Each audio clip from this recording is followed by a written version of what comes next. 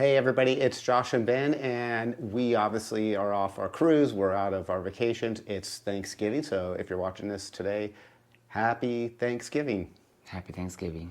But we wanted to answer the question, should you go on a gay cruise? And the reason is because a lot of people we run into have never been on a gay cruise.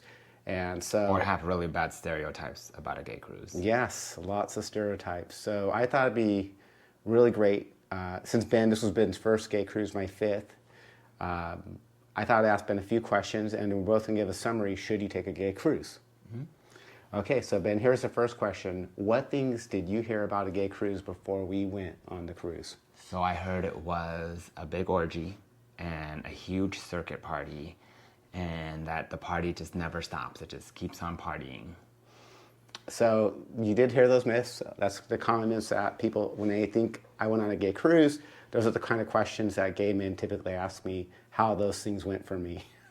And so now that he told you what those are the main myths about gay cruises, what myths were broken after going on a gay cruise? So I didn't see any orgies. There may have been one, but I didn't witness any of that. So none of that was in my face. The whole circuit party thing, there's a lot of themed parties. And it can be like, if you want to party all night long, it can be that, but that's only in like one dance floor. Like you can leave and go eat. That's what we did. Yeah, I mean, definitely there's a lot of parties, and essentially, you don't have to do that. The cruises, would you agree? It could be anything you want it to be. So if you want to end up being at a circuit party and lose your evenings on the dance floor, and we don't do drugs. We just drink and dance and do normal things. But there's a lot of people on the ship who like the EMD portion of the trip, and I think some of those people do drugs. EDM. EDM. See, I don't even know. But it's whatever you want. And we're not saying that if you like EDM, you do drugs, because I like EDM and I don't do drugs. Yeah, that's true. But I'm not saying that if you like that music or you want to dance all night that you're doing drugs. You just be very hyperactive. Yeah. I'm jealous. But we woke up every day in the morning. We went to the gym. We had breakfast. We hung out by the pool. We had wine coolers because they serve like kind of, what do they call those things? High noons or Seltzers. seltzers. We drank seltzers, and then we went back to our room every day. We dressed up for the afternoon tea dance, which is usually at the pool. Then we went back to the room after the tea dance. We had dinner.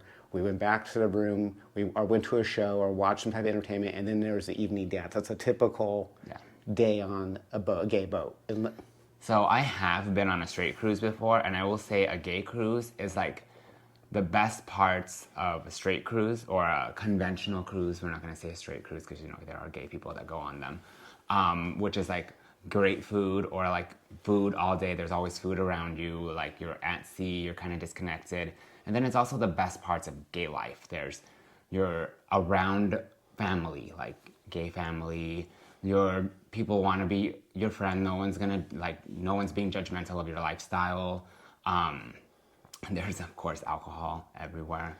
And it's just like a fun little party the whole time. So it's like the best parts of both worlds. Yep. So that's my... For the lesbians out there, we typically do not see a lot of lesbians on the male gay trips. However, there are a few women.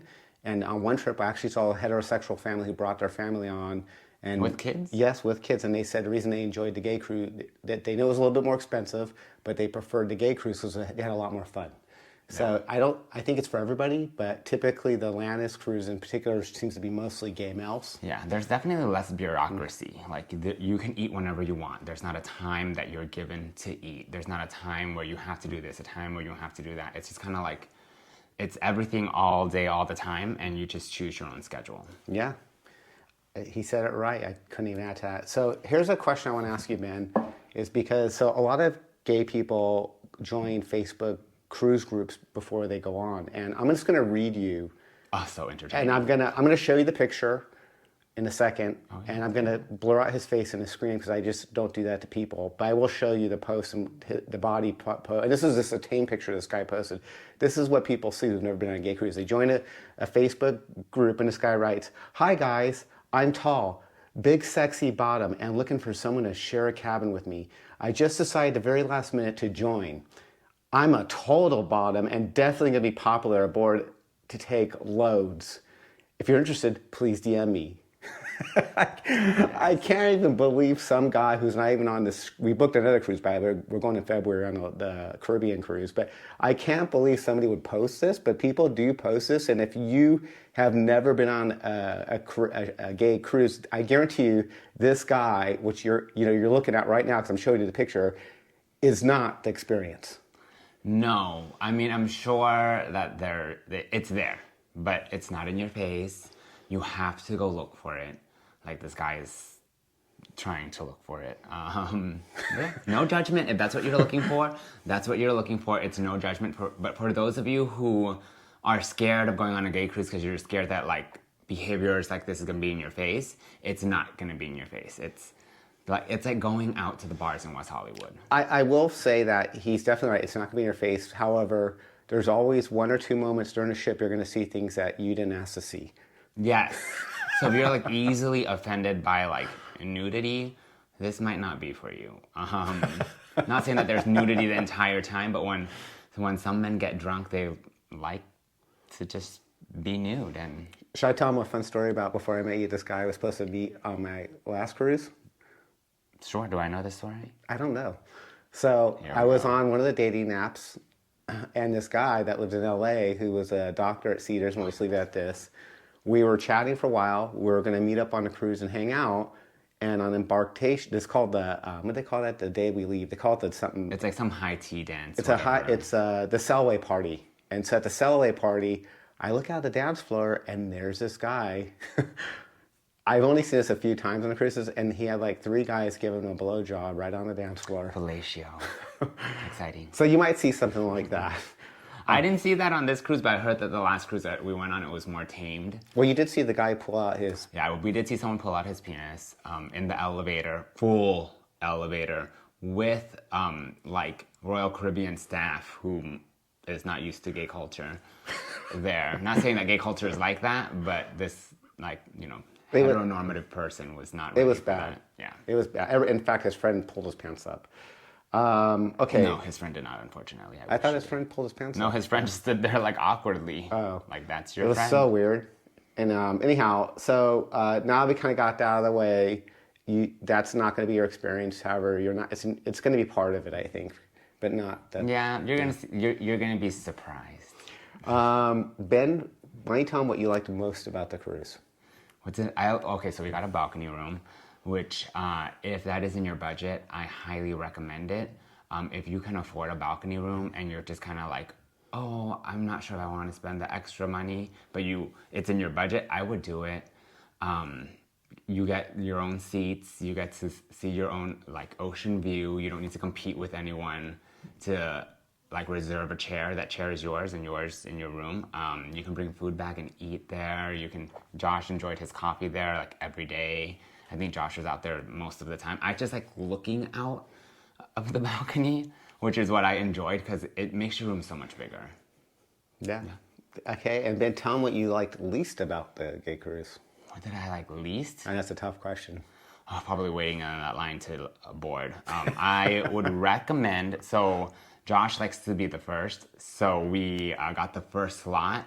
But keep in mind that when you're the first, all the other people behind you are also there trying, just because they arrived early and they just want to like get in line, or they're just there. So it's just a long line.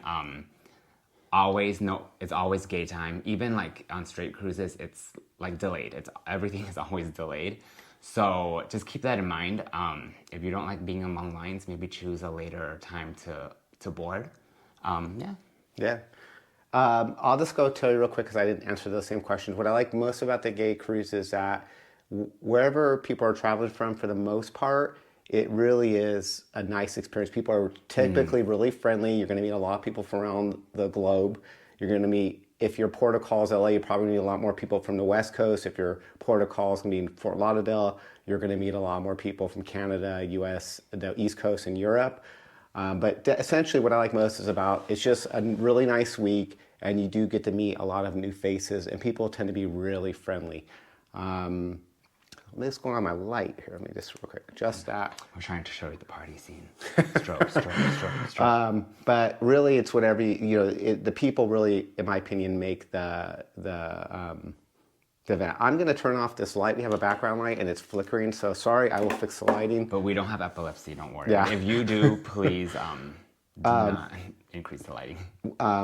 So that's what I like most about it. What I least like about it, honestly, is probably just the anticipating.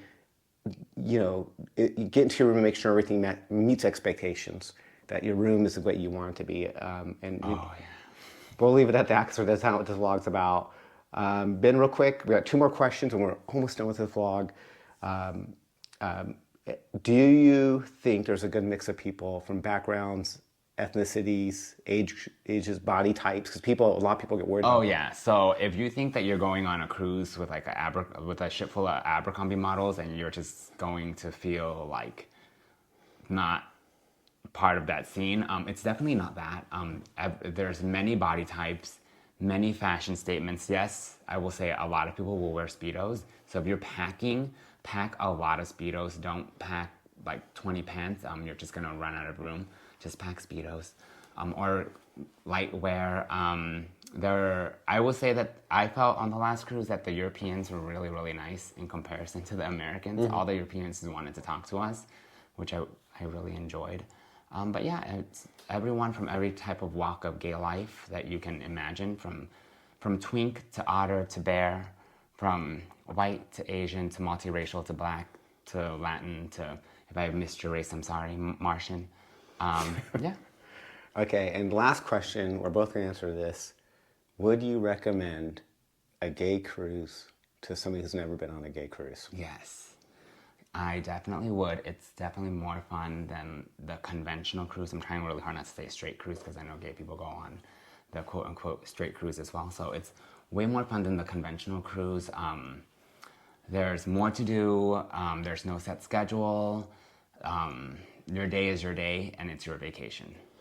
Yep. And I'm going to tell you, my recommendation is that, and listen to the end of this, because if you want to meet a lot of new people, if you like theme parties where they tell you to dress up like a superhero, or it's a disco tea dance or a dog tag party, or if that's not your thing and you just want to hang out at the theater events or the cabaret shows that they have, or on your balcony, or just sit at the sun deck or use the gym all week, I'm going to recommend going on a gay cruise, especially if you're gay, because I feel like you can be 100% yourself. And just like going into a gay neighborhood, there's all types of things going on and all types of people. And I don't think you're going to see much different on the ship than you would see in your own neighborhood. So definitely, if you've never been, I recommend it. I'm also going to make the recommendation that you definitely get a balcony ocean view room. Pay the extra money. Yeah. It's worth it. So those are my recommendations. Yes. I have one last thing. So if you're not into the party scene and there's a bunch of theme parties you don't want to go to, Atlantis does have other events for you to do that overlap that party. So you can go watch a show, like Josh was saying. It's not like you go to the party, or there's a party and there's nothing else for you to do. There will be other options, many other options for you. And one of those options is if you're sober, they do have Friends with Bill meetings on the ship as well. Yeah, I was really surprised by that. So definitely check it out. Thanks for watching our video. Yes, thanks for watching. Don't forget to subscribe, like, and comment. And this might be my last GoPro Hero 8 vlog, because we're getting our new GoPro on Monday. We're not going to bury it. We're just going to use it for a secondary camera. All right, thanks for watching. Okay, bye guys. Bye.